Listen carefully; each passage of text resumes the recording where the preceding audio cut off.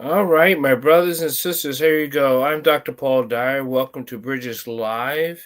And as you know, I am a scientist. More than anything, I'm an emotional scientist, but that means I collect all the things I know about brain science, neuroscience, and health science, and I put it all into the thinking science of human condition.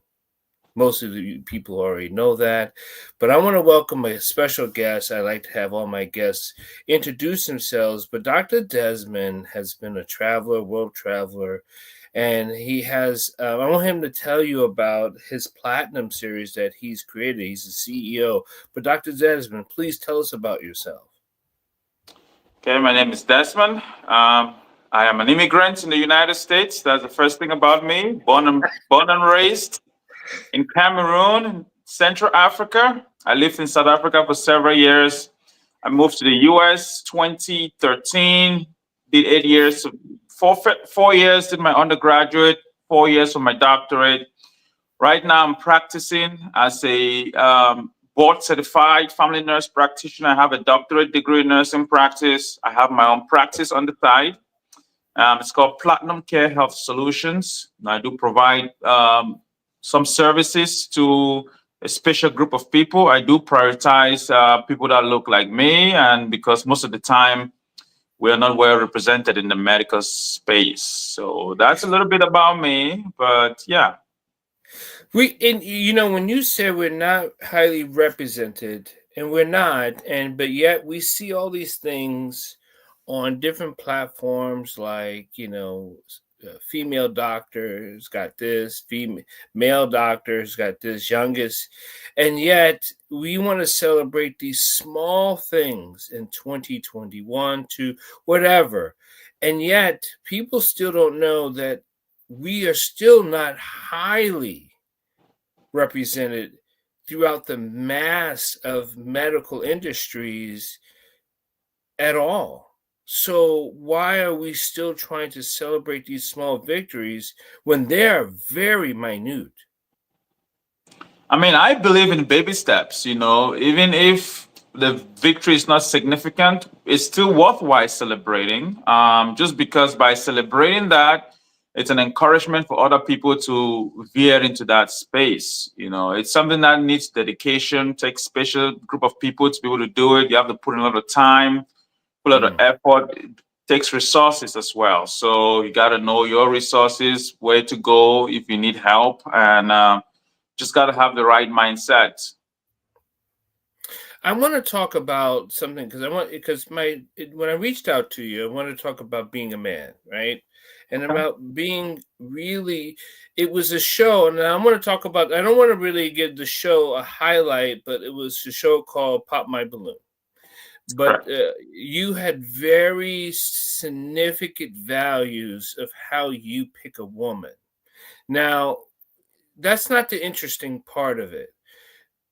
The interesting part of it is that we have young men that don't have values.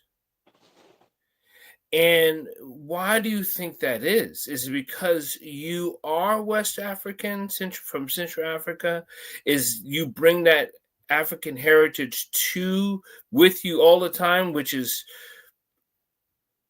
good? Or is it that many men don't have values, so they don't know how to bring it with them anywhere? They've never developed it. No one was ever to show them. What do you think that complexity is about being the Negro in America? So when it comes to standards, values, preferences, you just have some people are just shy and they're just timid. They do have values, but they either are afraid to express those values or they are shy to get those expressed verbally. I am one of those people that I am not hesitant to express my views or my values. And I always tell people I'm African first. I know on paper they'll consider me to be an African American. I take offense to that word because I'm an American citizen and I'm from Africa and I was born and raised in Africa. So that label like describes me, but I really don't like it because I feel like we are quite different with the true African Americans in the United States, the people that were born and raised here. I mean, I I come agree. with a certain, yeah, I come with a certain set of upbringing and values and struggles that is unique to me or unique to people that come from where I came from. And I do feel like we're more expressive, at least verbally, when it comes to our intentions, especially with regards to relationships. And for me, if you ask me my opinion about why some folks do not have values or don't express those, I do not have an answer to that. However, what I can say is most people from West African region or Central African region, they are more outspoken. It's very difficult to find a man that's timid from that part of the world. Most people mistake that to be arrogance or mistake that to be rude, but it is not. It's just that we have a way of talking, that the Western culture may not understand. We may talk with a certain tone of voice or tonation, and some people don't get that. They'll think maybe that's coming out as too manly or too aggressive, but it's just who we are. It's just who we are. And when it comes to having the standards, let me go back to the standards. For some people, I think because they do not see themselves as valuable, they tend to not have standards. They will just take whichever lady comes to them. And when I described myself as a high value man in one of the shows, I took a lot of heat for that. But again, nobody's going to tell me who I am. I know who I am, and I know where I came from, and I know my value. It's intrinsic.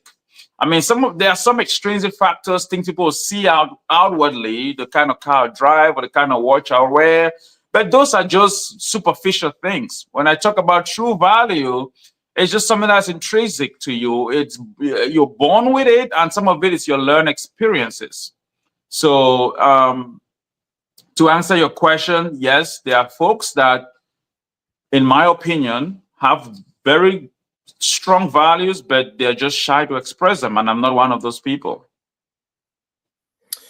So here's the thing, many young black men and I don't say African American, I say American Africans, because you're right, there is a highly distinctive difference between African Americans and American Africans. I think there is a distinction, and we shouldn't be, because we're not all the same, and we don't have the same growth intentions, and we're not all brought up with the same intentional value. Most of the time, many young black men have lost value, maybe because they were never taught value, and maybe they just never see value. And I kind of think of it as a slave mentality, is that they see value only in what material things they can bring to themselves. And that is so different than African men. Yeah, absolutely. If you ask me, I'll say this. Growing up, education is something it's like a fundamental tenet of our upbringing. I know my parents, they were not rich, but they did everything within their powers to make sure I had formal education. And I feel like it's something that's not overemphasized in the Western world. There's a reason for that, because that makes you stand out amongst the crowd. You got to be able to carry yourself well, be able to express yourself well, both, with speech and in writing. That plays a big role, because I can tell you this: one of the most educated people in the United States are immigrants, especially African immigrants. That's the facts. People will make fun of my grammar here, make fun of my accent, but when the push come to shove, when you need somebody that can do the work or that knows his or her stuff, you see the Africans excelling everywhere they go. You're never going to see an African on the street begging or holding a sign that, hey, I need a handout. You never see that. We come in here, we know what hard work is, and we get down and we work hard. One of the things I always push against, when I talk about, Africa or that African culture, It's when it comes to like single motherhood. I know this is not part of the discussion we're having today, but it's something I But feel it strongly about. but it is part of the discussion because we're talking about how to develop a man, right? And I Right. think we get it twisted of how do I it's almost like how do it's almost like when people ask, how do I get there? First, understand on who you are and where you're at. So I think this is part of that conversation. Yeah. So I would tell my African brothers every day, if you're not ready to settle down, there's no reason getting a lady pregnant.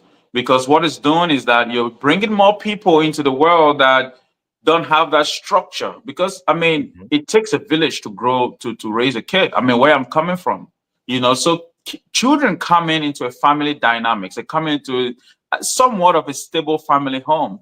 But one of the shocking experiences I see, especially in the Western world, it is not even frowned upon. People carry that as a price to be a single mom or to get a lady pregnant without a marriage or a commitment.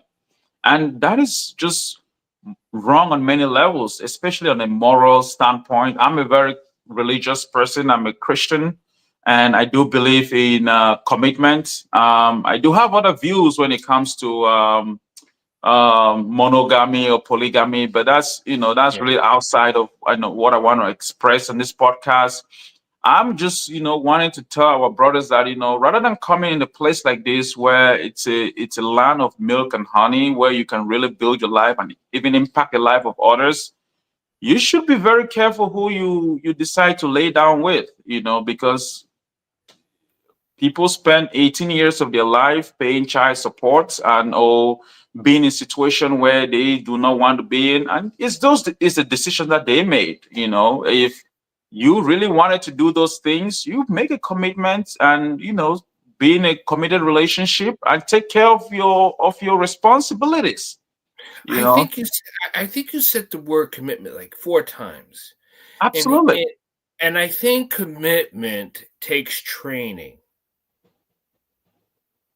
I don't think it falls out of the sky like rain. I don't think commitment just hits you over the head like some apple like Galileo. I don't think it just happens. So how did you train in your commitment? Now, I understand being in a higher learning settings like you have, that's not easy. First of all, most people don't get it, right? And anyone who studies past undergrad, which is should be just a natural thing to me, it's just a natural thing. But to get on and move on and then move on, that takes commitment. So if you could just do that, bravo to anyone who moves past undergrad because that takes commitment. So many kids go to undergrad and they're like, I still don't know what I want to be when I grow up. And that's fine, right? And I get it. But to get to your master's, to then go from your master's to whatever level you want to go to after that, your PhD level, that takes commitment. So to finish those, you have a sense of commitment because there is room. That's where the work comes in. But how do people train for commitment if without those people who are study for a higher level education, which is very few, and I know, and I have 4 PhDs, Gotcha. so and 5 masters. So I uh, and I was military for a very long time. So you can train for it. You can put it to a training process. And I think that's where the hard work that people don't understand, that they're not seeking out mentors to actually train for commitment. Yeah. So that takes me back again to the whole family dynamics and single Mm. motherhood because as a kid, if you're brought into a situation or a family setting where you grow up seeing commitment, experiencing commitment, then they get ingrained into you. Okay, so if you brought up your parents are committed to each other, you grow up, you experience that bond, that love, that commitment. It's something that you grow up with, and it sticks with you. And if you have siblings that you see them going to school, no matter what the case may be, and still keep on going, you see those things, you learn those things, and you say, hey, when my time comes, I'm going to do it exactly like that. That's all Mhm. how commitment gets built into you. And when you get into the situation where you feel like failure is not an option, I've been in many situations where I could just stop and give up. I've been in cases like situations like that, but I'll say, what is the other option? What would be my other option? There's no other option. So I'll stick it out. I'll put in the time, put in the work, and get this done. That's the thing. You just got to have that resilience. And most of those things, I still feel like comes down to your upbringing. I know you can learn those things, joining the military, being through that drill, that boot camp, you learn a lot of hard and soft skills there. And I'm a proponent that everybody should do at least a year of service. Selective service was a thing before. I know now it's no longer a thing, but some people that need to learn discipline, they will learn discipline in a structural setting like that. So those two Now, things go hand in gloves. no, I know I've been to Africa and different parts of Africa, and you're from Cameroon, Correct. right? And so I've been to Chad and Nigeria, and I've been through Cameroon. People, there's a lot of neighboring issues that happen, um, which is very tough on the people in bordering countries. Yeah. Where did it affect your family, and did it affect the way you lived and how you brought that into your purposely driven life? So one of the biggest issue going on right now, it's Cameroon is bilingual, it's French and Yeah, English. I'm from the yeah, English part, and there's been this tussle that's been going on for many many years. The yeah, English trying yeah. to separate from the French and all that. Um, Growing up, it wasn't a big deal in terms of nobody was picking up arms to get on the streets to do anything like that. It was just a talk, and it was just a journalist that are talking about things like that, more in a more peaceful manner. But things just took a left turn within the last several years, where we do have armed separatists that are, in the streets, and there's a lot of other things going on, unrest going on. So my family personally, it's out of the situation right now. So most of my family members are now in the United States or in the UK.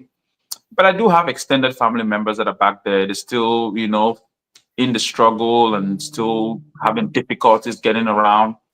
But But the reason why I asked that is because I just don't think men here in the United States ever think about what you call global struggle. They think about their internal struggles, what we have, and I believe in mental health. I think everyone should seek mental health. I think everyone should seek what you call an oil change or get someone to mechanic their brain and mind and spirit. I think you can't self work on your car. I don't think it'll run as smoothly as you like it to run. So, but the problem is, like you said, I think people who look like us, we just can't afford it. So I don't know how we get around that because so many people need to pay their bills, their light right, bills, their so. But to go back to the struggle of being a man and carrying the weight of something, we hide those troubles, so that hinders us to growing forward. true. How do we get past that if we want to be that man? Yeah. And I would take that a little bit further, because yes, there is a struggle of just being a man is a Yeah, struggle, especially in yeah, the modern society that we're in. But being a black man is even more of a serious struggle than just being a man, because you don't only have to act within the societal permutations of being a man, but with a black man comes certain assumptions. And I'll even take it further, in the third layer, being an African black man in the United States, because there's sometimes that African Americans, by African Americans, I mean the ones that were born here, they do have they have a past when it comes to certain things in the United States.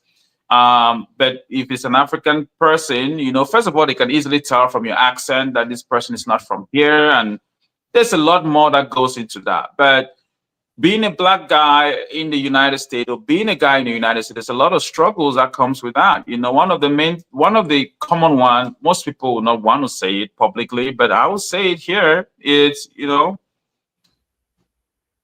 my personal experience. I'll start there. I don't want to make any assumptions about anyone else. When it comes to freedom of speech, America is supposed to be a country where there's freedom of speech and expression. But when guys express themselves honestly, for the most part, they'll be called names. They call you misogynistic, narcissistic, and all those things. But the ladies can come in and express themselves however they want, and nobody takes offense to that. I'll give you an example. For example, in a dating show, you ask a lady, what kind of man are you looking for? They have all their criteria. They want a guy at least 6 foot tall, making 6 figures, having 6 inches. They want this tall, black, and handsome. Perfect. Nobody says nothing. Oh yeah, you go, girl. You go for the stars. Reach for the stars. Right. You encourage that, and there's nothing wrong with that. When it comes to the guy, they ask the guy, what kind of woman are you looking for? If you dare put a preference on the kind of woman you want, then you be called names. Yes. And the most reflexive response I always get to that is like, oh, you don't need a woman, you need a man. People always turn to the homophobic attacks when they don't meet your criteria. I do have qualifications. I do have preferences. If you don't meet my preference, that's fine. You can go. You don't have to come in and insult me. People say, oh, this guy is a fake doctor, fake this. I never in any way, shape, or form said I was a physician. There's a lot of education that has to go on that. People can be doctors of different things. Physicians, a whole different thing. Yeah. And even when it comes to physician, there's different levels. You do have allopathic physician, you have osteopathic physician. Not everybody that says they're a doctor is an MD. MD is an allopathic physician, okay? They have a doctor of medicine, but it's more the traditional sense of the word. We do have DOs out there too. They are physicians, Again, their training is different. And you have people like yourself that have a PhD, you are a doctor, you're not a physician. And the community needs to be educated on things like this. So somebody come on a platform and say, my name is Dr. This, the first thing going to say, why do you call yourself a doctor?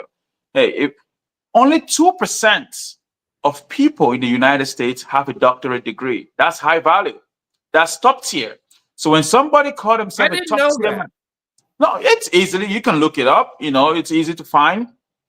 2% of Americans own a doctorate degree. It means it's not easy to come by. Not everybody can do it. There are people that are not cut out for that. They don't have that level of resilience, that level of dedication to get those things done.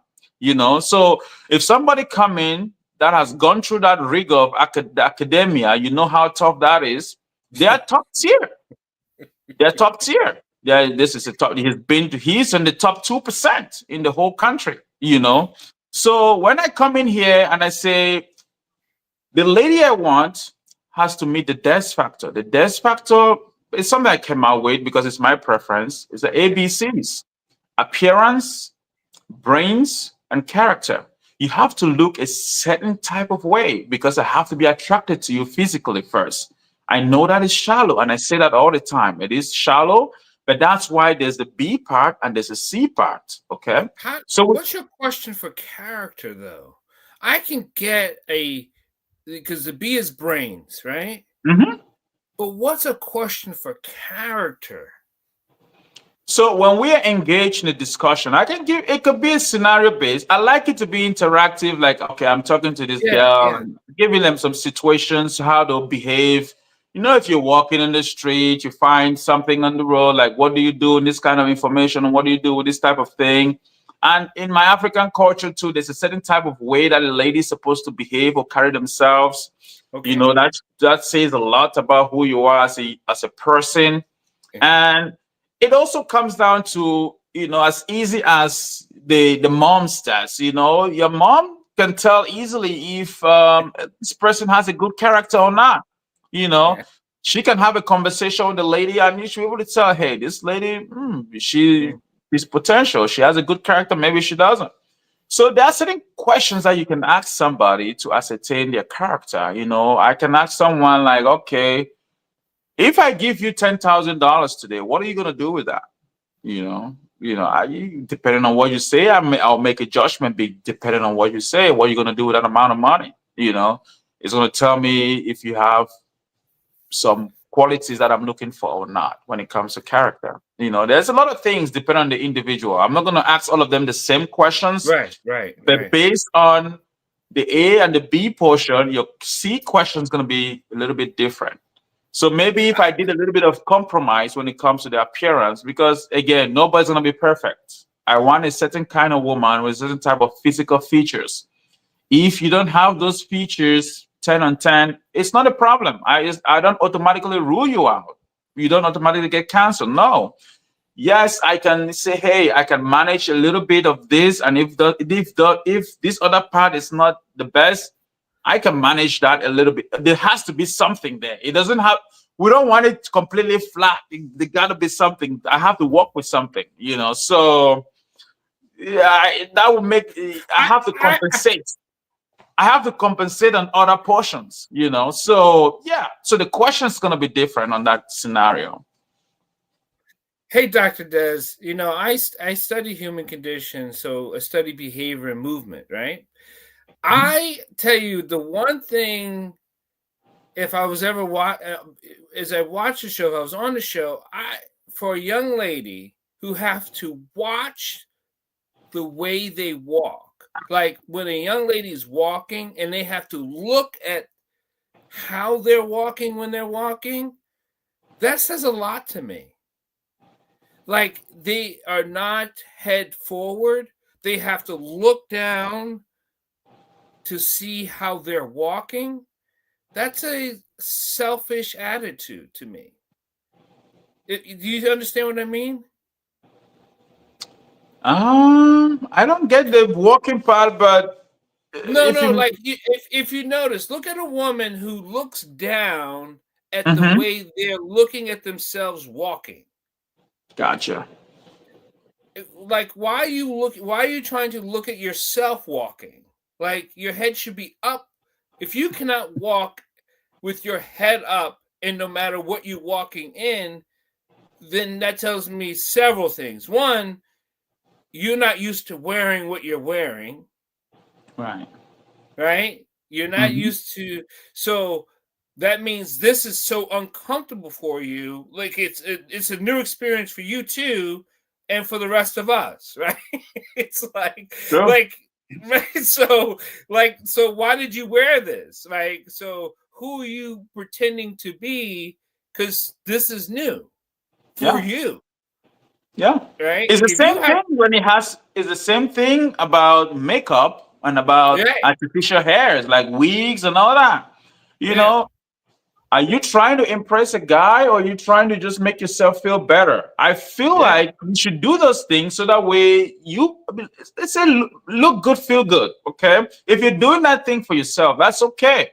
But if you're doing to impress someone else, that's where it becomes problematic. I'm not against women wearing makeup or having wigs on and all that. I just don't want that to define who you are. And I don't just want that to be excessive, you know, because I think there's a certain level of makeup that should be illegal, because it's catfishing. I'm in the I dating, agree. I'm in the dating scene. I see someone, you go on their Instagram, you see their pictures. I mean, that's perfect. But I never like. I have a questionnaire. I've been on all these shows. I have a lot of ladies coming on my inbox. I have a questionnaire. I don't have time to be going back and forth. I'm a busy guy, so You send me an inquiry, you get a questionnaire. It's like 12 questions, a list of 12 questions. You answer that question. One of the questions is going to be to provide your Instagram handle if you have one. The thing I'm going to, and if I go through your response and you kind of meet the basics based on the response, and I look at your Instagram, it look like somebody that I want to spend, be attracted to, I will arrange for a call. The first, there's going to be a vibe check call, like a phone call, quick phone call. It doesn't have to be long, 1 minute, 2 minutes, just to get a feel. And then after that, if the conversation goes well, we'll do a video call. And that's when usually most of these things kind of fell apart, because people are not just who they purport to be on social media. Most people get professional photos done for social media. It's not their real self. It's all edited. It's all, you see somebody that's a perfect fit, but you see them in real life, they're not. Or you see them on their on their video call, when you're doing a live video call, they're really not. And it takes a certain caliber of man to be honest with those ladies. I had one of the ladies told me, like, okay, what is it about me that you don't feel like we can move forward with this? I said, well, you're not the same person. You're not the image I saw and the one I'm seeing right now is, but people don't like to hear that. And I thought, don't ask me a question when you're not ready to hear the answer. I'm not going to lie to you. I'm not going to sugarcoat anything. I'm going to be honest. I'm a straight shooter. I'm not here to play games. And I don't go text back and forth for a week with somebody to get to know you. If I send a questionnaire, you send it back, I'll send you my own response to the questionnaire, just to be up and honest and upfront with you. And we'll get a call. Within the first 3 days, we'll be on the phone call. By week 1, we'll do on a video call at least, and then we'll know exactly where we're going, because there's no time to waste. I personally do not believe in multiple dating at a time. It does not make financial sense. It does not make a moral sense. And if I meet a lady, that's a thing they do, I don't even pursue that. I stop it right where it is. So I believe in intentional dating. If I'm dating somebody, or I'm focusing on one person at a time, then I cut off all the distractions. And when that hit a roadblock, usually week 1, week 2, we're going to know if this is going forward or not. Maximum week 2. And then I'll be honest with you, if I'm feeling you or not, or if I feel like there's a prospect here or not, I'll tell you, hey, this is not going to work, or this is not working, and these are the reasons why. And I feel like we should pursue other interests. And for the most part, that's how it's been. And people have to be honest, especially men have to be honest with what they want. Women know what they want. Most of them date for resources, and that's okay. And they date for security, and that's okay. They'll never come in and explicitly say that. But women are not dating broke guys. They'll tell you they want you to have your back. They don't want to date broke guys. You got to be established or be stable. And I'll not advise any women to date a broke guy unless you're willing to make investments. A relationship is investment. You can invest in somebody and they end up tomorrow being something totally different. We understand. Right, You invest, you can lose, you can gain. You never know how the stock market is going to go, And there are two people that I usually respect a lot when it comes to the whole sphere of self elevation or value and principles and morality. Before I mention their name, I want to say this. I do not agree 100% with everything that they preach. Okay. But there are certain things that they had spoke about in the past that I do agree with.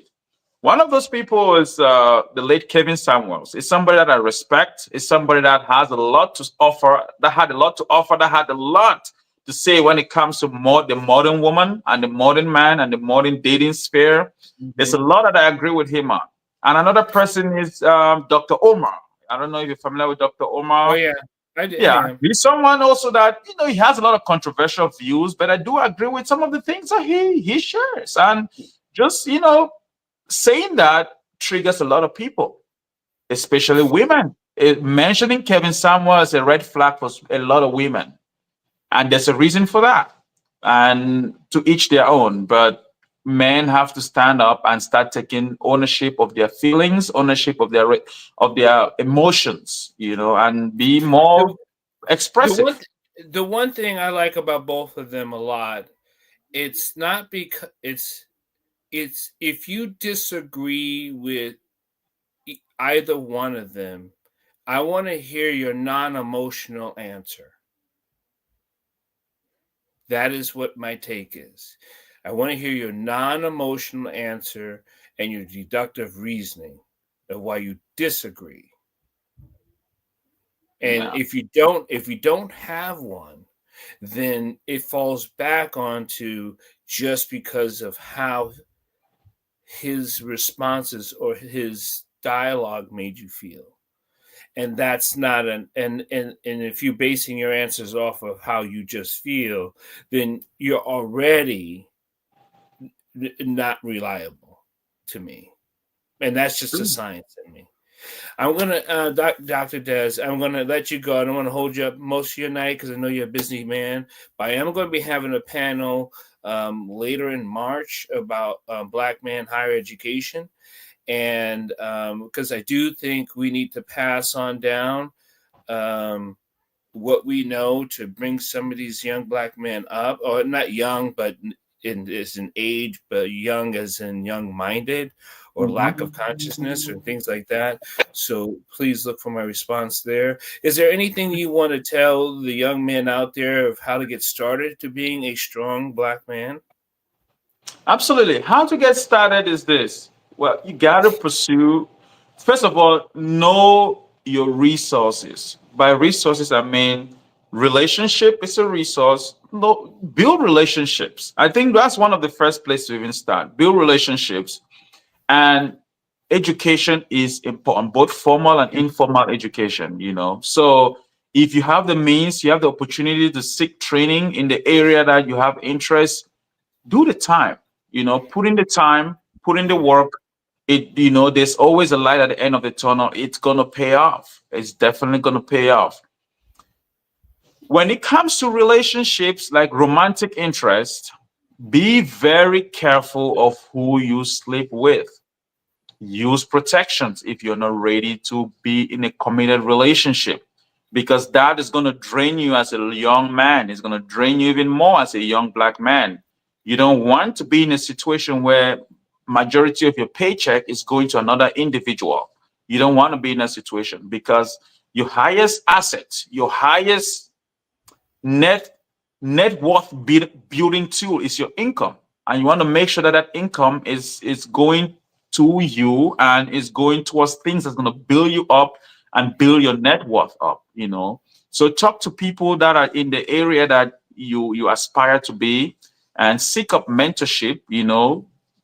Get input from multiple viewpoints, because we're not a monolith. People just think because you're a Black guy, you're going to think this way. No, I do have some views that are, some Black men will not agree with, but, seek multiple inputs, and push come to shove, you got to have the guts to express yourself.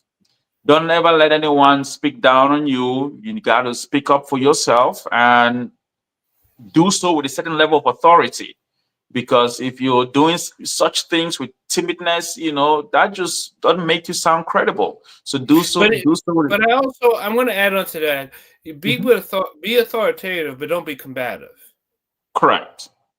Yeah. And like, we're having a discussion here. When it's your time to speak, I'll let you speak. If it's my time to speak, you let me speak. That is like the way things should be done.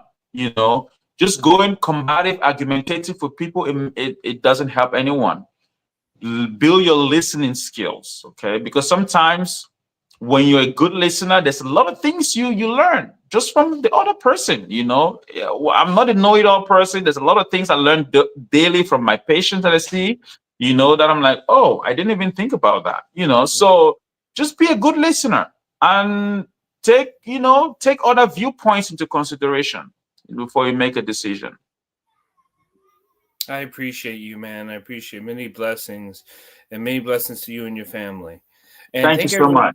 listening to Bridges Live with Dr. Paul Dyer, and thank Dr. Desmond for being on the show. And I will see everyone later. Be safe, be kind, be compassionate. Thank you. Thank you. Thanks for having me.